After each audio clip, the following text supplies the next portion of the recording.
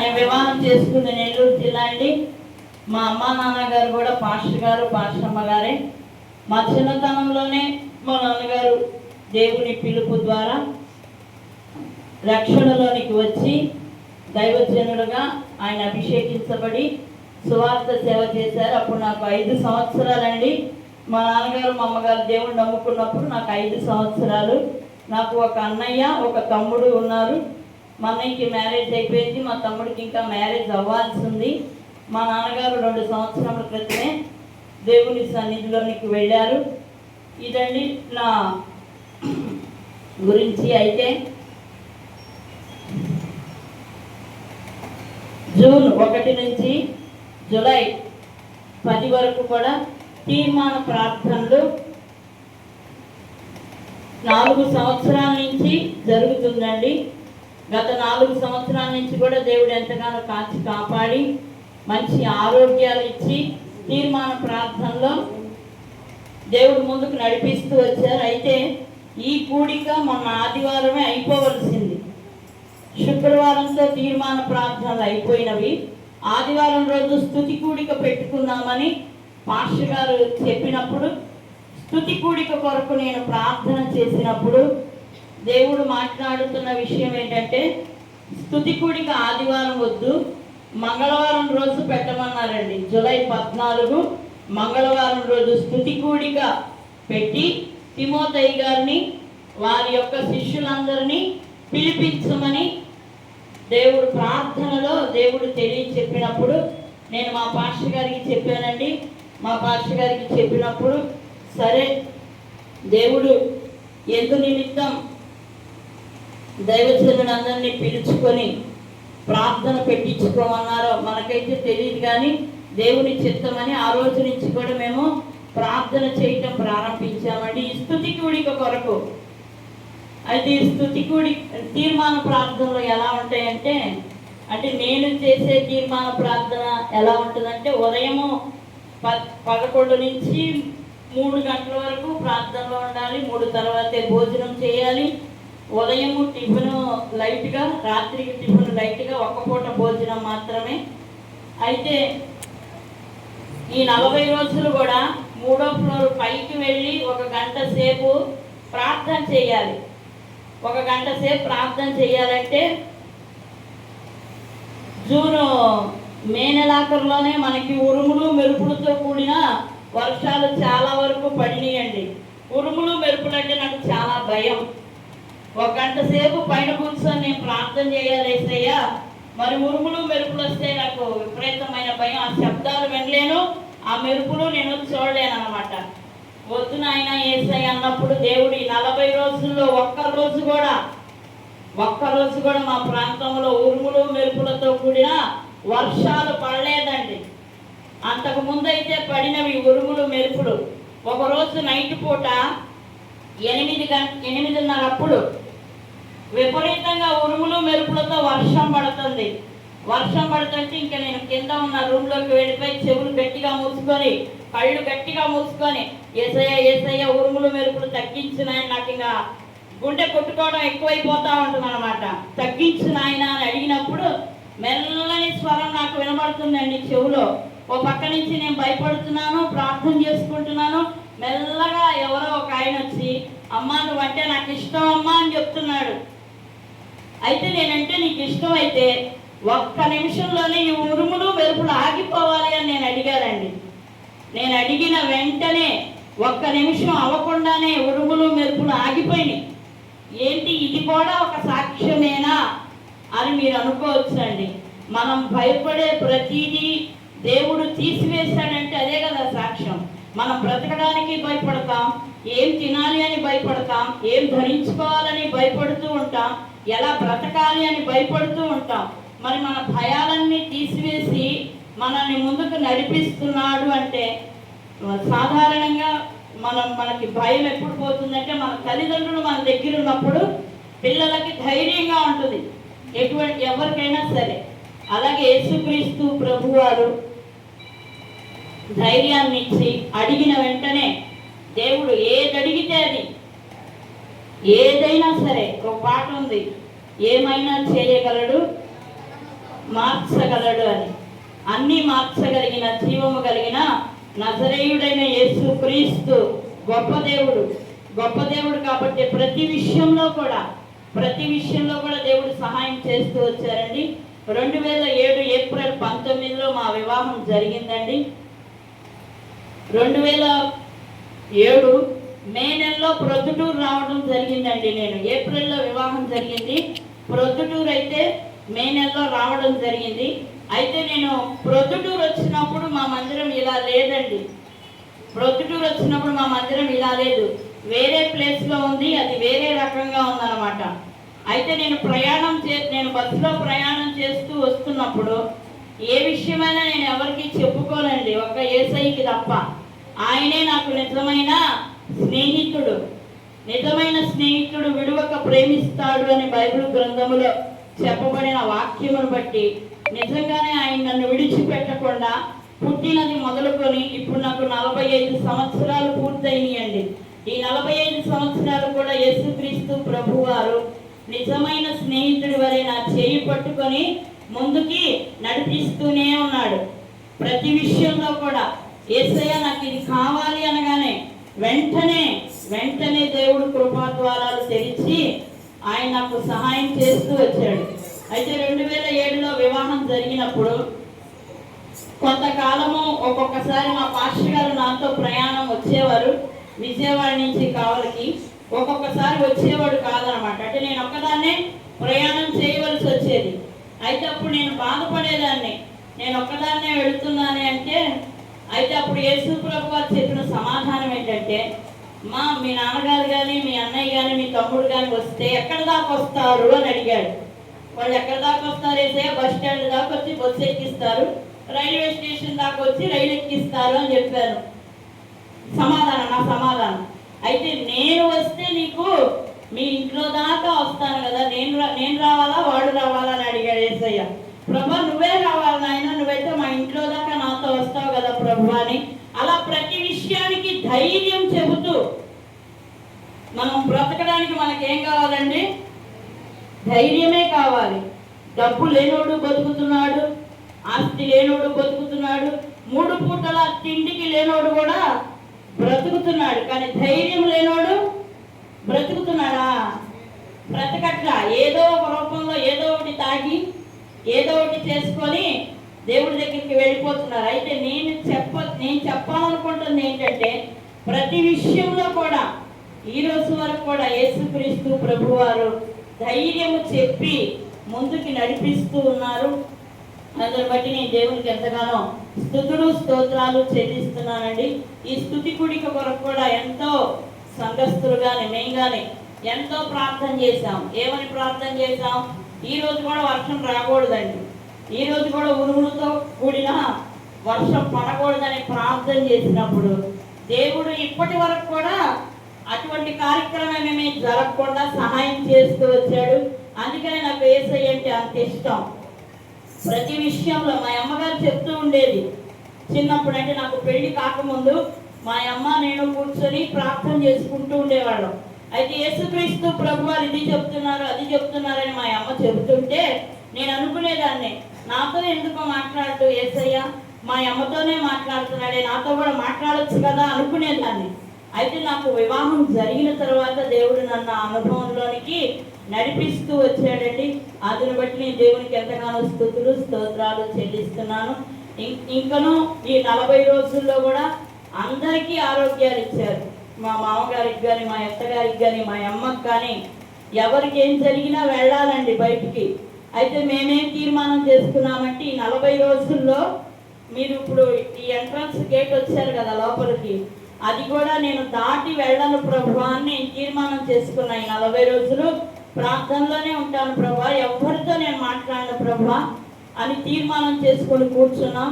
అయితే ఒకరోజు పాస్టర్ గారికి ఆరోగ్యం బాగోలేదండి. ఆరోగ్యం బాగలేదంటే ఆయనకి ఎప్పుడు మోషన్స్ అవుతూనే ఉంటాయి. అయితే ఆ రోజు ఇంకా ఎక్కువ సీరియస్ అయిపోయింది, పొట్టంతా ఉబ్బిపోతుంది, పదాకులు వాష్రూమ్లోకి వెళ్తున్నారు వస్తున్నారు, నీరసం అయిపోతున్నారు. అయితే నేను ఎవరితో మాట్లాడకూడదు, యేసయ్య నువ్వే కాపాడు నాయన, నువ్వే సహాయం చేయి ప్రభా నువ్వు ఆరోగ్యం దయచేయి ప్రభు అన్నప్పుడు దేవుడు ఆయనకి సంపూర్ణమైన స్వస్థత ఇచ్చారు. అందుని బట్టి నేను దేవునికి స్తోత్రాలు చెల్లిస్తున్నానండి. అలాగే నిన్న దినం కూడా తిమోతయ్య గారికి బాగోలేదని పాస్టర్ గారు వచ్చి చెప్పారు. యేసయ్య నాయన తిమోతయ్య గారికి సంపూర్ణమైన స్వస్థత ఈ ప్రభు అన్నప్పుడు అయ్యగారు నేను సాయంత్రం వచ్చి వాక్యం చెప్పారు. ఇప్పుడు కూడా మన మధ్యలోకి వచ్చి కూర్చున్నారు. అందుని బట్టి కూడా నేను దేవునికి స్తోత్రాలు చెల్లిస్తున్నాను. ఇంకా చాలా మంది గురించి కూడా దేవుడు దర్శనాల ద్వారా మాట్లాడాడు. తప్పకుండా మీకు పర్సనల్గా నేను చెప్తాను. ఇప్పుడైతే అవన్నీ చెబితే మనకి సమయము సరిపోదు. మన మధ్యలో పెద్దవాళ్ళు ఉన్నారు కాబట్టి వారికి మనం సమయం ఇవ్వాలి. కాబట్టి మరి ఒకసారి కూడా మనందరం మాట్లాడుకుందాం. అయితే దేవుడు ఈ 2007లో మే నెలలో నేను ప్రొద్దుటూరు వచ్చినప్పుడు ఆ బస్సులో నేను ఏమని ప్రార్థన చేసుకున్నానంటే మా పాస్టర్ గారు చాలా గొప్పగా చెప్పాడండి. ఏమని చెప్పారు గొప్పగా అంటే, చెట్టు కింద అయినా ఉండాలి, రోడ్డు మీద అయినా ఉండాలి, అన్నం లేకపోయినా ఉండాలి, ఇవన్నీ చెప్పాడు. ప్రభా పాస్టర్ గారు ఇవన్నీ చెప్తున్నాడు ప్రభా. సరేనైనా అయితే నేను ఆ ప్రదేశంలోకి వెళ్ళినప్పుడు, మందిరం దగ్గరికి వెళ్ళినప్పుడు నేను ఇక్కడ ఉండలేను, నేను వెళ్ళిపోతాను అని నా నోట్లోంచి రాకూడదు ప్రభా. నాకు ఆ ఆలోచన కూడా రావద్దు యేసయ్య అనుకున్నప్పుడు 2007 నుంచి 2026 వరకు కూడా ఎప్పుడు కూడా విజయవాడ వెళ్ళి మా అమ్మోడి ఇంట్లో ఉండాలి అని అనిపించలేదండి నాకు. అందుని బట్టి నేను దేవునికి స్తోత్రాలు చెల్లిస్తున్నాను. ఫోన్ చేసి మాట్లాడతాను కానీ మా అమ్మోడి ఇంటికి వెళ్ళాలి అని అనిపించలేదంటే దేవుడు ఆ మనసు రానివ్వకుండా చేశాడు. ఇవే కదండి మనకు కావాల్సింది. దేవుడు చేసిన మేలులు, ఆయన ఎన్నో మేలులు చేశాడు. అందుకని ఆయన చేసిన ఉపకారములలో దేనిని మర్చిపోకూడదు. ఏమి ఇచ్చినా తక్కువే, ఏమి చెల్లించినా ఆయనకి తక్కువ చెల్లించిన వారం అవుతాం. అందుని బట్టి మీరందరూ మా కొరకు ప్రార్థన చేయండి, మా పరిచర్య కొరకు ప్రార్థన చేయండి. అయితే యేసుక్రీస్తు మాకు వివాహం జరిగి 20 సంవత్సరాలు అయిందండి. అయితే మాకు పిల్లలు లేరండి. ఎవరు లేరు? పిల్లలు లేరండి. అయితే పిల్లల విషయంలో నేను ఎన్నోసార్లు ప్రార్థన చేశాను. ప్రార్థన చేస్తే యేసుక్రీస్తు చెప్పాను కదండి, నేను నాలో ఏమున్నా నేను ఎవరికి చెప్పను. మా అమ్మకి చెప్పను. మా నాన్నగారు ఉన్నప్పుడు మా నాన్నగారికి కూడా చెప్పేదాన్ని కాదు. మా నాన్నగారు అనేవాళ్ళు, ఎందుకు అసలు నువ్వేం మాట్లాడవు, ఏమీ చెప్పవు, నీకు అంతా బాగుందా, నువ్వంతా క్షేమంగానే ఉన్నావా అని అడిగేవారు మా నాన్నగారు. లేదు నాన్న అంతా బాగుంది, నాకు నేను బాగానే ఉన్నాను, బాగోపోతే చెప్తాను కదా అని చెప్పేదాన్ని. కానీ ప్రతిదీ యేసు ప్రభువుని అడగడం చిన్నతనం నుంచే మా తల్లిదండ్రులు మాకు నేర్పించారు. నేను ఎప్పుడైనా కొత్త బట్టలు అడిగితే ప్రార్థన చేయి యేసయ్య ఇస్తాడు నీకు అనేవాళ్ళు. ఎప్పుడైనా బిర్యానీ తినడానికి అడిగితే ప్రార్థన చేయి యేసయ్య తెచ్చిస్తాడు నీకని మా నాన్నగారు చెప్పేవాళ్ళు. ప్రతి విషయానికి ప్రార్థన చేయని. ఒకవేళ ఈ మాట విని నాకు అదే అలవాటైపోయిందేమో అని అనుకుంటాను. అయితే ఈ విషయంగా పిల్లల విషయంగా కూడా నేను యేసు ప్రభుని అడిగినప్పుడు పిల్లలు దేనికి అని అడిగాడు యేసు ప్రభు నన్ను. పిల్లలు దేనికి యేసయ్యా? ఒకవేళ నేను ముసల్దాన్ని అయిపోతే రేపు నాకు ముసలి ప్రాయంలో అన్నం పెట్టాలి కదా ప్రభు అన్న. ఓహో నీకు అన్నం పెట్టడానికి పిల్లలు కావాలమ్మా, ఆ అన్నం ఏదో నేనే పెడతాలే అమ్మా అన్నాడు యేసయ్య. ముదిమి వచ్చు వరకు ఎత్తుకొని ముద్దాడువాడును నేనే అనే మాట నాకు ఆ సమయంలో గుర్తుకొచ్చింది. యేసుక్రీస్తు ప్రభు. అందుకనే పిల్లలు లేరు అనే ఈ విషయంగా కూడా ఏ ఒక్కరోజు కూడా బాధపడలేదు, ఏడవలేదు. ఏ పిల్లల్ని చూసి కూడా నాకు పిల్లలు లేరే అనిపించలేదు. అయితే ఇంకో చిన్న సాక్ష్యం చెప్తాను. నాకన్నా ముందు మా అన్నయ్య ఉన్నాడు కదండి. మా అన్నయ్యకి నాకన్నా ముందే వివాహం జరిగింది. 2 సంవత్సరాల ముందే వివాహం జరిగింది. మా అన్నయ్య వివాహం అయిపోయిన తర్వాత నాకు వివాహం జరిగింది అనమాట. అయితే ఈ వివాహ విషయంలో కూడా ఇరుగు పొరుగు వాళ్ళు కానీ బంధువులు కానీ ఉంటారు కదండి.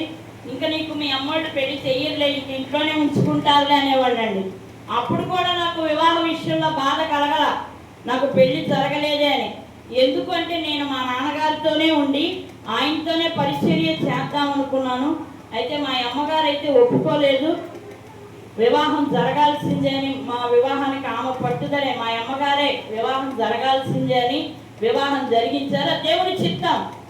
అయితే దేవుని పని చేయాలి, దేవుని పరిచర్య చేయాలని మాత్రమే నా ఉద్దేశం. అది వివాహం చేసుకొని చెయ్యాలా, చేసుకోకుండా చేయకూడదా అని దేవుని చిత్తం మాత్రమే జరగాలి అని నేను అనుకున్నప్పుడు దేవుడి వివాహం జరిగించారు. దేవునికి స్తోత్రం. పిల్లల విషయంలో కూడా దేవుడు నాకు ఈ మాట చెప్పారండి. అందుకని ఈ మాటను పట్టుకొని నేను నువ్వే ఉన్నావు ప్రభువా అని ఆయనకే నేను అప్పగించాను. అయితే ఈ మందిరం నిర్మాణంలో మాకు కొన్ని అప్పులు ఉన్నాయండి. అయితే అప్పుల విషయంలో కూడా ప్రార్థన చేస్తున్నప్పుడు 2 నిమిషాల్లో నీ అప్పులు నేను తీర్చేస్తానమ్మా అని చెప్తున్నాడు యేసయ్య. ఆ 2 నిమిషాలు ఎప్పుడు వస్తాయో ఎదురు చూడాలి. ఓర్పు తన క్రియను కొనసాగింపనీయుడి అని బైబిల్ గ్రంథంలో ఒక వాక్యం ఉందండి. ఓర్పు కావాలి. ఆ ఓర్పు మాకు కావాలని మీరందరూ మా కొరకు ప్రార్థన చేయండి. ఈ మందిరం కూడా 2018 జూలై 2వ తారీఖు శంకుస్థాపన జరిగింది దీనికి. అయితే ఆ శంకుస్థాపన జరిగినప్పటి నుంచి కూడా ఎన్నో ఒడిదుడుకులు, ఎన్నో డబ్బు సమస్యలు, వాటన్నిటి నుంచి కూడా దేవుడు విజయం ఇస్తూ వచ్చాడు. అవన్నీ చెప్పాలంటే సాయంత్రం కూడా అయ్యిద్ది. అయితే అందులో 2 విషయాలే నేను చెప్తాను. ఈ మందిరం కట్టాలని పాస్టర్ గారు చెప్పినప్పుడు అప్పటికే మాకు 15 లక్షల అప్పులు ఉన్నాయి. ఈ మందిరం నిర్మాణం జరగకముందే మాకు 15 లక్షల రుణాల్లో ఉన్నాం. అయితే రుణాల్లో ఉన్నప్పుడు పాస్టర్ గారు వచ్చి మందిరం కట్టాలి, ప్రార్థన చేయి పాస్టర్ అమ్మగారు, దేవుడు ఏం సమాధానం చెప్తాడో అన్నారు. ఆయన అనుకున్నాడంట ప్రార్థన చేయగానే సమాధానం వస్తుందా, ఒక 2-3 సంవత్సరాలు ఆగిన తర్వాత దేవుడు చెప్తాడులే అనుకుని నాతో చెప్పాడంట. అయితే 2-3 నెలలకే మేము ప్రార్థన చేయడంతో దేవుడు సమాధానం ఇచ్చారు. 2018 మార్చి జూలై 2వ తారీఖు శంకుస్థాపన చేయమని. అయితే దానికి ముందు మే నెలలో, ఏప్రిల్ నెలలో మందిరంలో 3 రోజులు ఉపవాస ఇవన్నీ యేసయ్య చెబితేనే మేము చేస్తున్నామండి. మా సొంత ఆలోచనలు అయితే ఏమీ లేవు. సొంతంగా అయితే మేమేం చేయలేము, మేమేం ఆలోచించలేము. మమ్మల్ని నడిపించేది యేసుక్రీస్తు ప్రభువారే. ఓ పాట కూడా ఉంది, నడిపిస్తాడు నా దేవుడు, శ్రమలోనైనా నన్ను విడువడు. నిజంగానే నన్ను విడిచిపెట్టకుండా ప్రతి శ్రమలో, ప్రతి బాధలో, ప్రతి అక్కర్లో. అందుకని యేసు ప్రభు అంటే నాకు అంత ఇష్టం. మందిరంలోకి రాగానే నాకు దుఃఖం ఆగట్లేదు. అందుకని నేను ఇలా తాపంలో కూర్చున్నా, ఆ మెట్ల మీద కూర్చున్నా, అసలు ఆగట్లేదు. ఇప్పుడు కూడా ఎంతో తమాయించుకొని మీతో మాట్లాడుతున్నా, ఏడిస్తే బాగోదని. దేవుడు ఎన్నో ఎన్నో ఎన్నో ఎన్నో మేలులు చేశాడు, చేస్తున్నాడు, చేస్తాడు. గొప్ప దేవుడు. ఇశ్రాయేలు ప్రజల్ని 40 సంవత్సరాలు అరణ్యములో నడిపించాడండి. ఇంకా మేము అరణ్యములో లేము, జనసంచారంలో ఉన్నాం, జనాల్లో బతుకుతున్నాం. 40 సంవత్సరాలు ఇశ్రాయేలు ప్రజల్ని నడిపించిన దేవుడు మమ్మల్ని తప్పకుండా నడిపిస్తాడు. చేయి విడిచిపెట్టడానికైనా మనిషి కాదు అని నా నమ్మకం. మా పాస్టర్ గారు అంటూ ఉంటారు, అప్పుడు ఎక్కువైపోతున్నాయి, నువ్వు సరిగ్గా ప్రార్థన చేయట్లేదు, నువ్వు ప్రార్థన చేస్తే దేవుడు ఎందుకు తీర్చాడు అని. తప్పకుండా ఆ ప్రశ్నకు సమాధానం ఒక రోజు వస్తుంది. ఆ రోజు ఇలాగే మళ్ళీ స్తుతి కూడిక పెట్టుకుంటాం, ఇలాగే మీరందరూ కూడా రావాలి, ఇలాగే మీ అందరి మధ్యలో నిలబడి సాక్ష్యము చెప్పుకోవాలి. ఆ రోజు తొందరలో వస్తుందని మేము అనుకుంటున్నాము. ఇంకా మా కొరకు మీరు ప్రార్థన చేయండి. ఇంకా చాలా ఉంది సాక్ష్యము. అయితే నాకు మాటలు రావడం లేదు. మాటలు రాకపోతే నేను ఇన్ని మాటలు మాట్లాడేవు పాస్టమ్మా, మాటలు వస్తే ఇంకెన్ని మాటలు మాట్లాడుతావు అనుకుంటారేమో. గొప్ప దేవుడు అండి యేసుక్రీస్తు ప్రభువారు, చాలా గొప్పోడు. ఇందాక మా బిడ్డలు పాట పాడారు, చాలా గొప్పోడు, చాలా చాలా గొప్పోడు. నమ్మితే చాలండి. నమ్మడమే మన వల్ల కాదు. ఎవరి వల్ల కాదు? ప్రతిసారి పడిపోతూ ఉంటాం, కానీ లేవనెత్తేవాడు యేసుక్రీస్తు ప్రభువారు ఉన్నారు. 2018లో సెప్టెంబర్ నెలలోనే, జూలై 2వ తారీఖు శంకుస్థాపన చేశాం. సెప్టెంబర్ నెలలోనే ఈ మందిరంలోనికి రావడానికి దేవుడు మాకు కృప చూపించారు. మళ్ళీ 2019 జూలై 2వ తారీఖు శంకుస్థాపన చేసినందుకై 1 సంవత్సరం పూర్తయింది. సంవత్సరం పూర్తయిన సందర్భముగా ఆ రోజు కూడా స్తుతి కూడిక పెట్టుకున్నామండి మేము. అయితే జూలై 2 స్తుతి కూడిక అయిపోయిన తర్వాత ఆగస్టు నెలలో నాకు ఆరోగ్యం బాగోలేదండి. ఆరోగ్యం బాగోలా. చికెన్ గునియా అనే జ్వరం వచ్చింది. కాళ్ళు నొప్పులు, చేతుల నొప్పులు, నడవలేని స్థితి. నడవలేని స్థితికి వెళ్ళిపోయాను. ఒక ఇద్దరు మనుషులు పట్టుకొని నన్ను నడిపిస్తే గాని నడవలేని స్థితికి వెళ్ళిపోయాను. అయితే ఏ స్థితికి వెళ్ళినా సరే యేసు ప్రభువుని ఏ రోజు కూడా ఇదేంటి ప్రభువా నన్ను ఈ స్థితిలో ఉంచామని నా నోట్లో నుంచి రాలేదండి. ఎందుకంటే నా జీవితంలో ఏమి జరగాలన్నా దేవుని చిత్తము లేనిదే జరగదు అని నా నమ్మకం అండి. అయితే ఆ రోజు కాళ్ళు చేతులు ఇవేమి పనిచేయలేదు, ఇద్దరు మనుషులు పట్టుకొని నడిపించేవాళ్ళు. అయితే ప్రార్థన చేసినప్పుడు దేవుడు సంపూర్ణమైన స్వస్థత ఇచ్చారు. ఇప్పుడు నేను ఒక్కదాన్నే ఎక్కడికైనా నడిచి వెళ్ళగలిగే శక్తి కూడా దేవుడు అనుగ్రహించాడండి. అందుని బట్టి నేను దేవునికి స్తుతులు స్తోత్రాలు చెల్లిస్తున్నాను. అయితే మా అమ్మగారు మా తమ్ముడు కూడా రావాల్సింది, అమ్మకు ఆరోగ్యం బాగోలేదు కాబట్టి వాళ్ళు రాలేకపోయారు. ఈసారి స్త్రీల కూడికల కన్నా వారు రావాలని మీరు అందరూ ప్రార్థన చేయాలని కోరుకుంటున్నానండి. అలాగే ఇంకా మీరందరూ మా కొరకు ప్రార్థన చేయండి. చెప్పిన విషయం 3-4 సార్లు చెప్తుంది, ఏంది పాస్టర్ అమ్మ అనుకోమాకండి. మీరందరూ ప్రార్థన చేయండి. దేవుడి సంకల్పము చొప్పున ఆయన సమకూడి సమస్తము జరిగిస్తాడనే నమ్మకం నాకు ఉంది.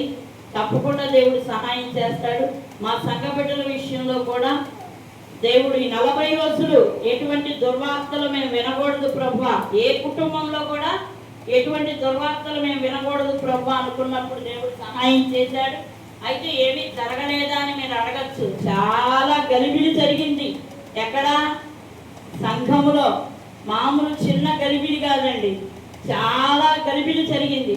అయితే ఆ గలిబిలి అంతటిలో కూడా దేవుడే జయమిస్తూ విజయమిస్తూ ఈ రోజు వరకు కూడా దేవుడు కాచి కాపాడి ముందుకు నడిపించాడు. సంఘ బిడ్డలందరినీ కాపాడాడు. మా ఇరుగు పొరుగు వారందరినీ కూడా దేవుడు కాపాడాడు. మా బంధువుల్ని కాపాడాడు, మమ్మల్ని కాపాడాడు. అందుని బట్టి నేను దేవుడికి ఎంతగానో స్తోత్రాలు చెల్లిస్తున్నాను. ఈ చిన్న సాక్ష్యం దేవుడు దీవించి ఆశీర్వదించును గాక. ఆమేన్.